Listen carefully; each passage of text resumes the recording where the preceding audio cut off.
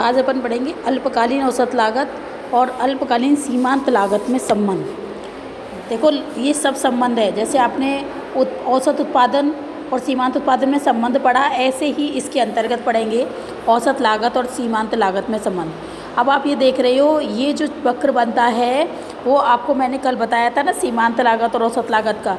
तो ये पहले गिरते हैं और फिर क्या होते हैं, ये बढ़ते हुए जाते हैं। यानी कि ये अंग्रेजी के आकार यू आकार का है, तो ये पहले जो चांद जैसा बनेगा वो सीमांत अल्पकालीन औसत लागत होगा, और इसको ये काटता हुआ नीचे से ऊपर की ओर जाएगा, वो अल्पकालीन सीमांत लागत होगा। इन दोनों में क्या होता है, पहले दोनों गिरते हैं, क्योंकि ये बात मैंने बताई हुई है, गिरेगा तो पहले सीमांत और बढ़ेगा तो पहले सीमांत। किसी भी चीज़ में, चाहे वो उत्पादन में पढ़ो चाहे उपयोगिता में पढ़ो, सब जगह यही होता है। तो आप ऐसे इस चित्र में देख रहे हो, ये औसत लागत है और ये क्या है, सीमांत लागत है।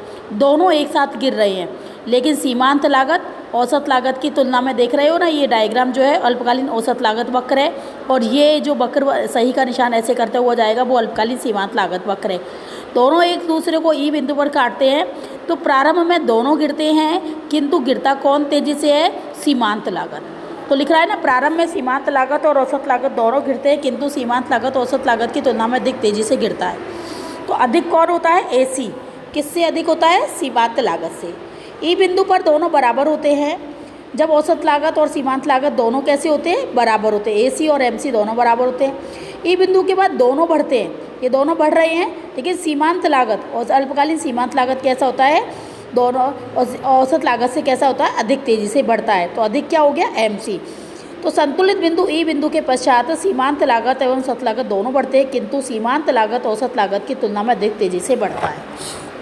अब मैं आपको एक चीज़ टेबल से बताती हूँ, जो मैंने ये अंतर बताया था। जैसे पूजा ने मुझसे पूछा था कि मैडम यहाँ पर आपने 70-70 क्यों लिखा है, मैंने आपको ये बात बताई हुई है कि ये सब अपने को मन से लिखना होता है। ये कोई अब सवाल नहीं है कि आप इनको अपन आराम से कर लें या कैसे भी कर लें, ऐसा नहीं है। आपको अपने अंदाज से बिठाना पड़ता है, तो आप बिठा नहीं सकते तो कम से कम मैं जो बता रही हूँ वही आप याद रखें। आपको अंतराल ऐसे रखना है। ये मैंने बताया था, प्रारंभ में ये गिरती है फिर बाद में ही बढ़ती है। अभी बताया था ना, सीमांत लागत प्रारंभ में गिरती है, प्रारंभ में क्या हो रही है, ये गिर रही है 100, 60, 40, 20, और फिर बढ़ने लग गई 40, 60, 70, 100। अब देखो औसत लागत भी गिरती है, प्रारंभ में गिर रही है ना, 200, 130, 280, 72, फिर 70, फिर 70, फिर 75। तो इसमें देखो आप ये देख रहे हो, प्रारंभ में संबंध में भी अभी आपने पढ़ा था, सीमांत लागत और औसत लागत दोनों गिरते हैं, दोनों गिर रहे हैं ना, 100, 60, 40, 20, और यहाँ 200, 130, 100, 80, तो दोनों गिरते हैं। लेकिन तेज़ी से कौन गिरता है, इसमें और इसमें आप देख रहे हो, ये 130 है, ये 60 है, ये 100 है, ये 40 है, 80 है, 20 है। तेज़ी से कौन गिर रहा है, सीमांत लागत। तो प्रारंभ में औसत लागत और सीमांत लागत दोनों गिरते हैं, किंतु सीमांत लागत अधिक तेज़ी से गिरता है। एक बिंदु होता है जिस पर दोनों कैसे होते हैं, बराबर, यानी 70-70। अब अपन यहाँ पर ऐसी संख्या लिखते तो 70-70 आता, तभी तो अपन ये वाली संख्या और ये वाली संख्या बराबर होगी, वहीं तो एसी और एमसी बराबर होगा। तो मैंने दूसरा पॉइंट आपको जैसे बताया है कि एक बिंदु होता है ई बिंदु, जिस पर कि एमसी और एसी दोनों कैसे होते हैं, बराबर होते हैं। तो इसलिए मैंने ये 70 लिखा था यहाँ पर। और ई बिंदु के बाद दोनों बढ़ते हैं, सीमांत लागत देखो 100 हो गया और औसत लागत कितना है, 75। दोनों बढ़ते हैं, लेकिन तेज़ी से कौन बढ़ रहा है, एकदम अंतर कितने का आ गया, 25 का आ गया, सीमांत लागत। तो आपको बताया हुआ है, संतुलित बिंदु के पश्चात सीमांत लागत और औसत लागत दोनों बढ़ते हैं, किंतु सीमांत लागत औसत लागत की तुलना में अधिक तेज़ी से बढ़ता है। तो एमसी कैसा है, अधिक है। किससे अधिक है, एसी से, एवरेज कॉस्ट से, औसत लागत से। एक 4 नंबर का क्वेश्चन है, इसका संबंध मैंने आपको बता दिया है। टेबल में सिर्फ आपको इतनी बना रही है, क्यों लिख देना, 1, 2, 3, 4, 5, 6, 7, 8, 9 जो भी है आपकी ये, और डायरेक्ट एसी और एमसी लिख लेना, लिखना चाहो तो। और नहीं लिखोगे इसके अंतर्गत आप टेबल, तो कोई फ़र्क नहीं पड़ेगा। औसत अल्पकालीन औसत लागत और अल्पकालीन सीमांत लागत में आप डायग्राम बनाकर और इसका इस तरह से आप इसको बता देना, ठीक है ना। अब नेक्स्ट क्वेश्चन है आपका, दीर्घकालीन औसत लागतों को, दीर्घकालीन लागतों को वर्णन करो। अब देखो अल्पकाल में तो आपने कितनी सारी लागतें पढ़ी थी, टीएफसी पढ़ी, टीवीसी पढ़ी, टीसी पढ़ी, फिर इसमें भाग लगाया तो एएफसी हो गई, एवीसी हो गई, एसी हो गई और एमसी हो गई। लेकिन मैंने एक बात बताई थी कि अल्पकाल में कुछ लागतें कैसी होती है, स्थिर होती है, और एक लागत कैसी होती है, परिवर्तनशील होती है। क्योंकि साधन कुछ स्थिर होते हैं और कुछ परिवर्तनशील होते हैं। परिवर्तनशील साधनों को जो भुगतान किया जाता है वो परिवर्तनशील लागत कहलाता है, और स्थिर साधनों को जो भुगतान किया जाता है वो स्थिर लागत कहलाता है। अब यहाँ पर औसत स्थिर लागत हो गई है, औसत परिवर्ती लागत हो गई, और कुल लागत में जो परिवर्तन भाग लगाया जाएगा क्यू का, तो वो आपकी औसत लागत हो गई।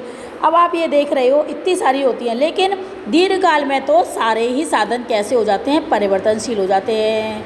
कोई भी साधन स्थिर नहीं होता, क्योंकि दीर्घकालीन समयावधि बहुत लंबी होती है, जिसके अंतर्गत अपन सब चीज़ में परिवर्तन कर सकते हैं, नई फैक्ट्री लगा सकते हैं, नई मशीन खरीद सकते हैं।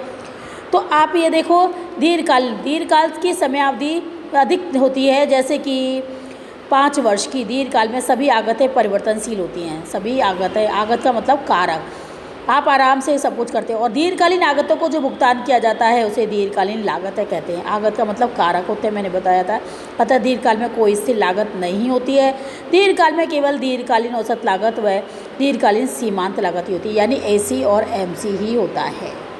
अब दीर्घकालीन औसत लागत किसे कहते हैं? दीर्घकालीन कुल लागत में उत्पाद की इकाई का भाग लगाते हैं तो वह है LAC, यानी कि यहाँ पर LAC का लॉन्ग पीरियड एवरेज कॉस्ट दीर्घकालीन औसत लागत होगा। और दीर्घकालीन सीमांत लागत में वही है, एक अतिरिक्त इकाई का उत्पादन करने पर कुल लागत में जो परिवर्तन होता है उसे दीर्घकालीन सीमांत लागत कहते हैं। सूत्र क्या है? कुल उत्पादन में परिवर्तन अपॉन उत्पादन में परिवर्तन, delta TC upon delta Q। ये डायग्राम वही बनाया, OX अक्ष उत्पाद की मात्रा है। ये चित्र थोड़ा बड़ा बनेगा, क्योंकि डार्क भी बनेगा और बड़ा भी बनेगा, क्योंकि ये दीर्घकाल है।